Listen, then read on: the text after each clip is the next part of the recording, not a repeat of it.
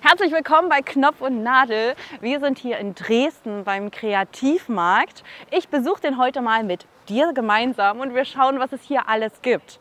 Wir sind extra angereist, um uns einmal anzuschauen, welche kreativen Ideen wir hier finden können. Und das zeige ich dir jetzt in diesem Video. Viel Spaß!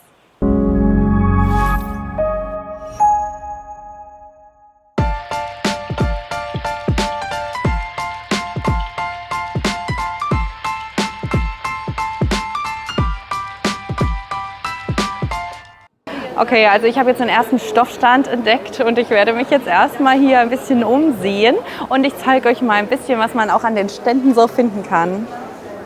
Die Kreativmärkte könnt ihr in ganz Deutschland besuchen. Schaut doch mal auf der Homepage vorbei und informiert euch, wo der nächste Markt in eurer Nähe ist.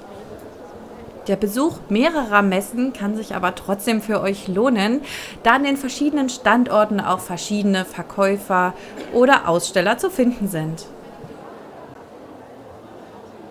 Ich bin direkt am ersten Stand fündig geworden und habe coole Labels gefunden. In meinem letzten Video habe ich euch ja gezeigt, wie man diese Labels selbst erstellen kann. An diesem Stand findet ihr richtig coole Weblabels. Schaut mal, wie die aussehen. Die sind sogar richtig gestickt. Da werde ich mir auf jeden Fall ein paar mitnehmen. Also ich habe hier noch viel mehr Label entdeckt. Und mein Geheimtipp zur Messe ist, wenn euch ein Stand so richtig gut gefällt, dann nehmt euch eine Visitenkarte mit und schreibt den Händler an oder schaut, ob die einen Online-Shop haben. Denn da könnt ihr dann weiter einkaufen, wenn ihr mehr braucht.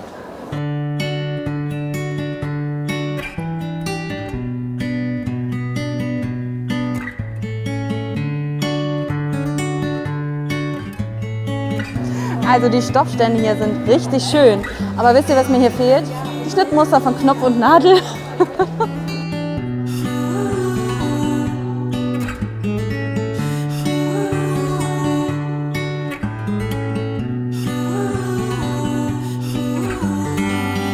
Ich stehe jetzt an einem Stand von Leuten, die eigene Bluetooth-Boxen machen aus Holz, Leder und anderen Materialien. Ich finde das richtig toll und darf jetzt einmal erfahren, wie das funktioniert. Das ist nämlich auch ein Vorteil von diesen Messen. Ihr kommt mit den Verkäufern ins Gespräch und das kann so spannend sein. Du kannst mir jetzt mal erzählen, wie ihr auf die Idee gekommen seid. Die Idee kam aus Amerika. Wir sind ursprünglich aus Amerika hierher gezogen und dort haben wir das für einige Jahre gemacht. Und der Drang war einfach danach, selber einen ordentlichen Lautsprecher zu haben, den er selber macht. Und es gab immer nie das, was auf dem Markt, was er wollte. Es war nie aus Holz, es war immer schwarz und Plastik. Ja. Und deshalb hat er angefangen, selber seine Lautsprecher zu bauen. Ja, okay. Und das Design ist auch seins oder bist du da auch? Nein, das Design ist größtenteils seins. Wow. Ab und zu kommt mal meine Meinung mit dazu, aber das war's schon. Das ist wirklich unglaublich cool. Und wie lange braucht man für eine Box? Also so eine mittelgroße vielleicht? Was ist mittelgroß? Also für mich, zum Beispiel für mich das ist mittelgroß. How long do you think you take to build these? Eine Woche. Eine Woche ungefähr? Ja. Okay. Ja. Okay, also man braucht eine Woche, um so eine große Box zu fertigen. Ihr könnt euch vorstellen, wie viele Arbeitsstunden das sind. Das heißt, die ist ihren Preis auf jeden Fall auch wert. Findet ihr nicht auch?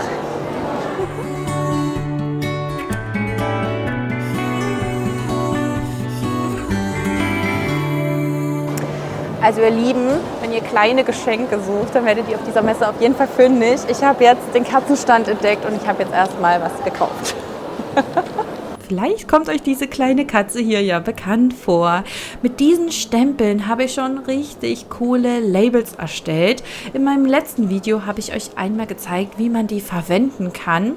An diesem Stand habe ich unglaublich schöne Stempel entdeckt, die ich auch unbedingt nochmal ausprobieren muss. Die passende Textilstempelfarbe dazu gab es auch gleich noch oben drauf. Da habe ich mich auch in ein paar Farben verliebt. Apropos Farbe, auf der Messe gab es auch unglaublich schöne Wolle und auch schon fertig gestrickte Wollerzeugnisse. Hier kriegt man zum Beispiel auch kleine Geschenke oder kleine Mitbringsel, die man dann weiter verschenken kann. Ösen, Reißverschlüsse, Flieseline. Wer bestellt die schon online, wenn er einen Reißverschluss braucht? Der Messebesuch lohnt sich, um kleine Sachen zu kaufen. Wenn ich zum Beispiel ein kleines Stück Flieseline brauche, dann bin ich an so einem Stand richtig.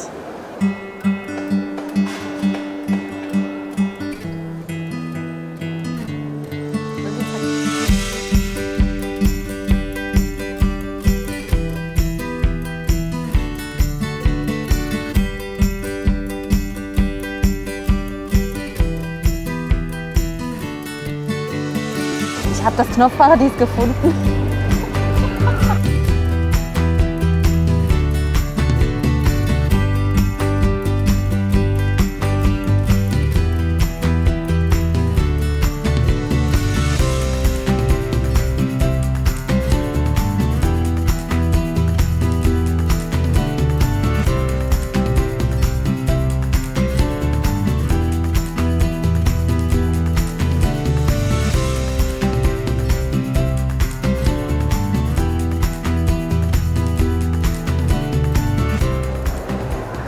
Also das Schöne an solchen Kreativmärkten ist auch, dass man coole Stoffschnippchen machen kann und manchmal auch Stoffe entdeckt.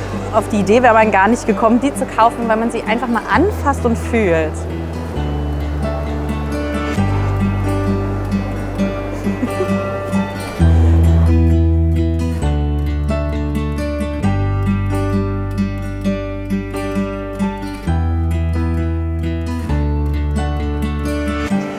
Das war die Kreativmesse in Dresden. Ich hatte einen wunderschönen Tag. Für mich lohnt sich die Kreativmesse und zwar wegen 3 Punkten. Einmal kommt ihr mit den Händlern oder den Erzeugern der Produkte ins Gespräch. Das habt ihr beim Onlinehandel nicht. Das nächste ist, ihr könnt alles anfassen. Wenn ihr einen Stoff kauft und aussucht, könnt ihr ihn vorher mal anfassen. Ihr wisst, welche Qualität dieser Stoff hat und wie er sich anfühlt auf der Haut. Das finde ich unglaublich wichtig. Und der letzte Punkt sind auf jeden Fall neue Sachen zu entdecken. Auf so einer Kreativmesse entdeckt ihr Sachen, von denen ihr gar nicht wusstet, dass ihr sie haben wolltet. Das ist mir zum Beispiel passiert. Ich habe Sachen gekauft, von denen ich nicht wusste, dass sie existieren. Vielleicht zeige ich euch in einem kleinen Short nochmal, was ich so gekauft habe. Vergesst nicht, meinen Kanal zu abonnieren. Vielleicht nehme ich euch auch mal wieder mit raus auf einen coolen Ausflug. Und ich wünsche euch noch einen schönen Tag. Macht's gut und ich genieße jetzt noch was Leckeres zu essen.